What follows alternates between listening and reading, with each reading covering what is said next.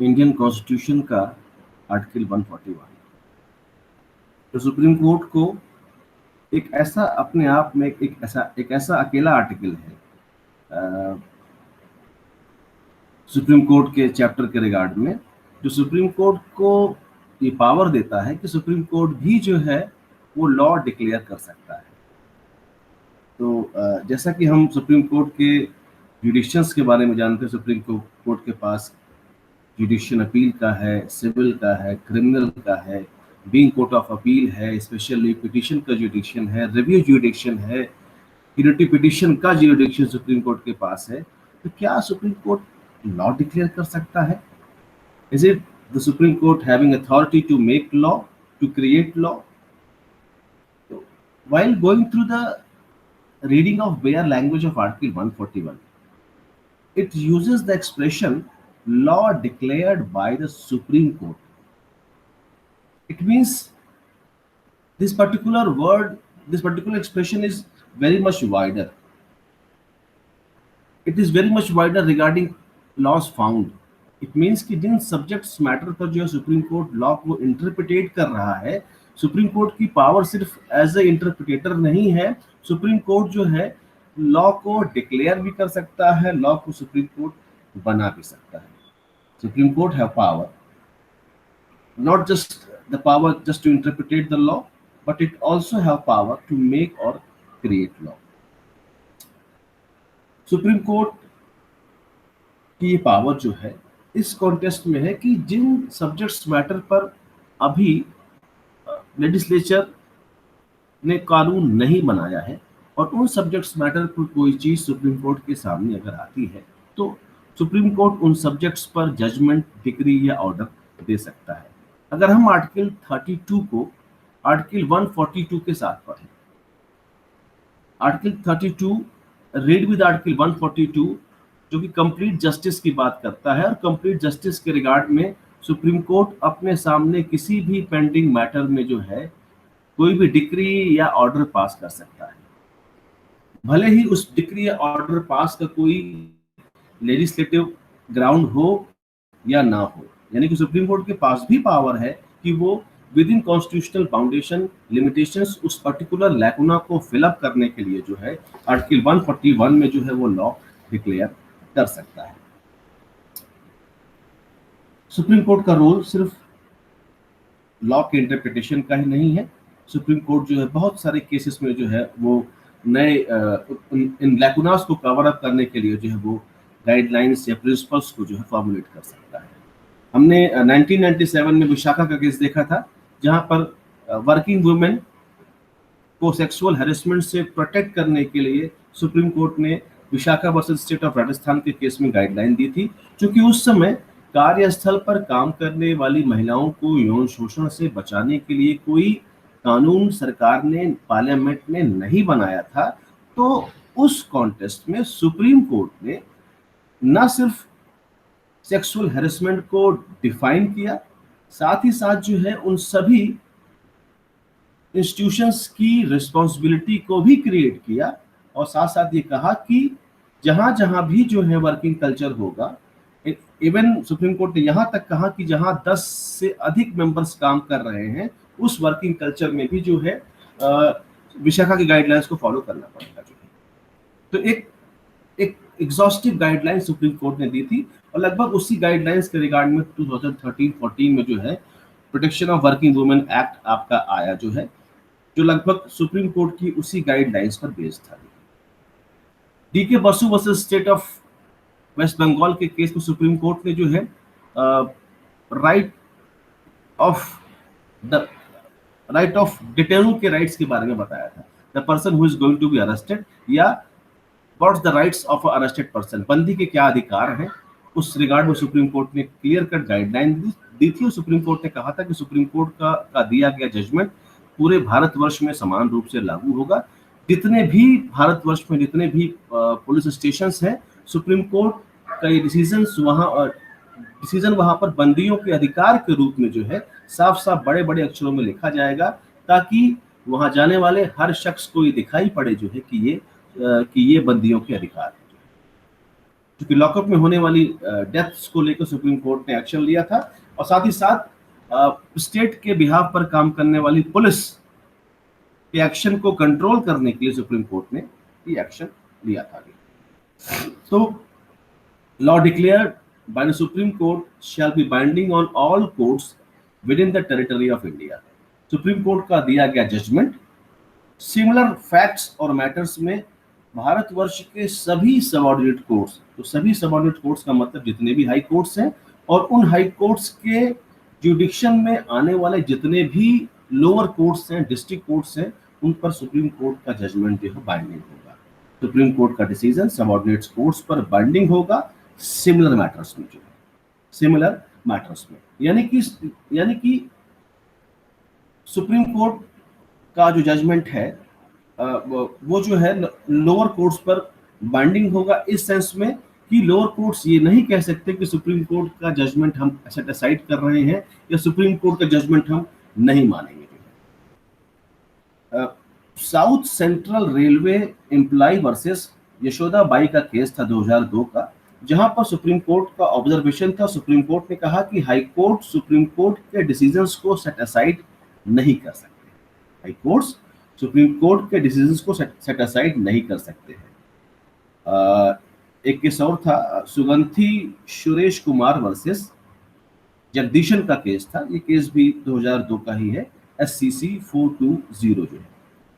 इस केस में supreme Court का जो ऑब्जर्वेशन है, सुप्रीम कोर्ट कहता है कि it is impermissible for the High Court to overrule the judgment of the Supreme Court on the ground that Supreme Court laid the legal position without considering the actual facts।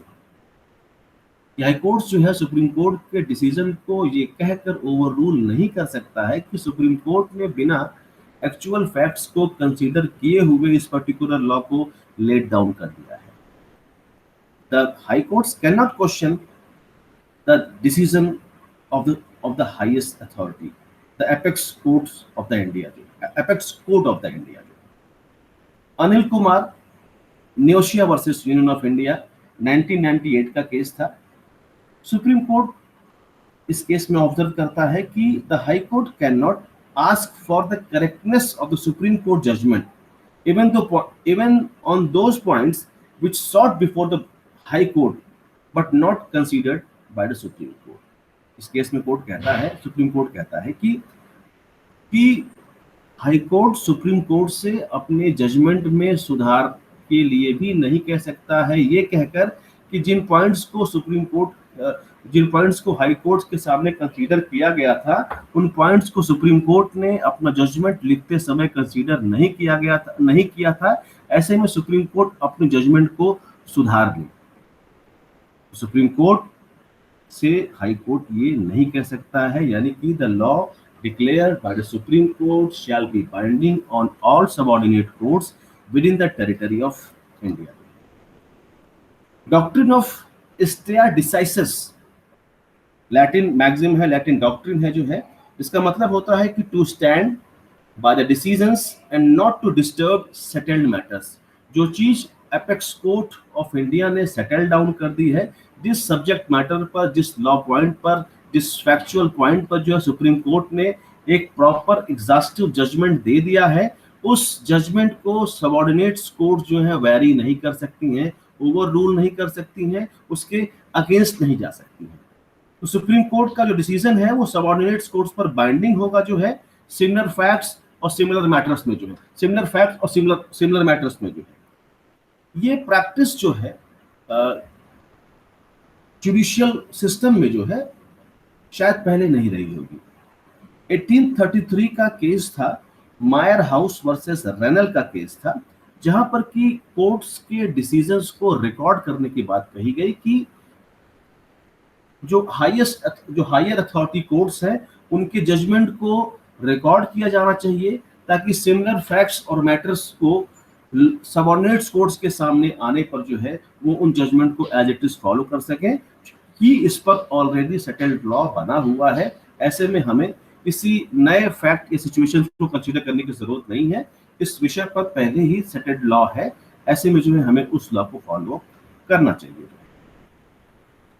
Bharat में Bengal immunity company limited versus state of Bihar के मामले में ये बात सामने आई कि क्या article 141 में जो वर्ड यूज हुआ है, law declared by the Supreme Court shall be binding on all courts within the territory of India, तो ऑल कोर्ट्स में क्या सुप्रीम कोर्ट भी शामिल है?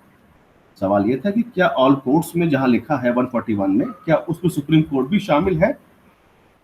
whether the Supreme Court is also included in all courts, तो supreme Court ने कहा कि नहीं, सुप्रीम कोर्ट अपने डिसीजन से डेविएट कर सकता है। तो जाहिर सी बात है, ये इस पर्टिकुलर ऑब्जर्वेशन को सुप्रीम कोर्ट ने जब दिया था तो उसका कहने का मतलब ये था कि as per the society changes, समय के बदलाव के साथ जो है चीज़ें बदलती हैं, और ऐसे में जो है कॉन्स्टिट्यूशन हमारा, चूंकि डायनेमिक कॉन्स्टिट्यूशन है, हमारा कॉन्स्टिट्यूशन लिविंग डॉक्यूमेंट है, तो as per the changing needs of society, socio economic condition अगर देश की चेंज हो रही हैं तो उसके अकॉर्डिंगली सुप्रीम कोर्ट के डिसीजंस या कॉन्स्टिट्यूशन में भी चेंजेस हो सकते हैं। ऐसा नहीं है कि सुप्रीम कोर्ट ने कोई डिसीजन अगर दे दिया है तो बाद में नहीं बदल सकता है। आज की जो सिचुएशन है वो आज के कंटेम्प्रेरी समाज के हिसाब से है। आज के 20 या 25 साल बाद जो है, जरूरी नहीं है कि सुप्रीम कोर्ट का दिया हुआ जजमेंट, आज का जजमेंट जो है वो कल भी या कल के आने वाले समय के कंटेम्प्रेरी सोसाइटी के लिए भी वो उतना ही एप्लीकेबल हो जितना आज है, जरूरी नहीं है। तो ऐसे में सुप्रीम कोर्ट अपने दिए गए जजमेंट को वो बदल भी सकता है। तो डॉक्ट्रिन ऑफ स्टेयर डिसाइसिस को हम बहुत छोटे से 2-4 लाइनों में अगर हमें डिफाइन करने को कहा जाए तो हम बड़ी आसानी के साथ कह सकते हैं कि doctrine of stare decisis is a principle of law that has been settled by a series of cases and should be generally followed by all other courts। यानी कि सुप्रीम कोर्ट या एपेक्स कोर्ट के जो दिए गए decisions हैं, इन्हें subordinates courts प्रायः फॉलो करते हुए चले आ रहे हैं, और यही जो है आर्टिकल 41 का भी जो है जिस्ट है।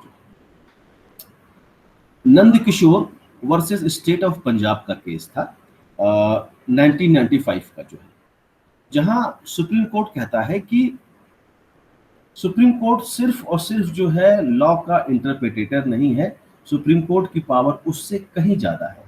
और चूंकि सुप्रीम कोर्ट या जो कोर्ट है ये भी जो है स्टेट का एक पार्ट है, और ऐसे में जो है स्टेट का एक पार्ट होने के नाते they are itself a source of law, the source of law. और ऐसे में लॉ वो है जो कि कोर्ट उसे इंटरप्रिटेट कर रहा है। ऐसे में जो है कोर्ट कहता है इस Nand Kishore versus state of Punjab के केस में कि अगर किसी सिचुएशन में if there is a vacuum,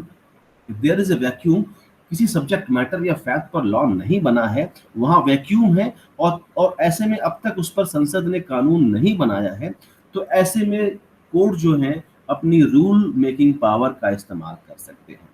ऐसे में कोर्ट अपनी रूल मेकिंग पावर का इस्तेमाल कर सकते हैं। ऐसे में जो है it not just only the legislature, it not just only the parliament, but also the courts have power to create the law, to make the law in such situations where this type of lacuna existed. Vineet Narayan versus union of India के case में supreme court कहता है कि article 32 को जब article 142 के साथ पढ़ा जाता है तो ऐसे में बहुत सारे ऑर्डर्स सुप्रीम कोर्ट इशू करता है by the virtue of article 141 जो है। तो वो सुप्रीम कोर्ट के दिए गए ऑर्डर्स जो हैं भारत के सभी समस्त न्यायालयों पर, जो कि सुप्रीम कोर्ट के अधीनस्थ हैं, जो कि सुप्रीम कोर्ट के सबऑर्डिनेट हैं, उन सभी न्यायालयों पर समान रूप से लागू होता है। यही आपका आर्टिकल 141 है। इसमें कोई कंफ्यूजन अगर होगा तो आप हमसे पूछ सकते हैं। Thank you very much.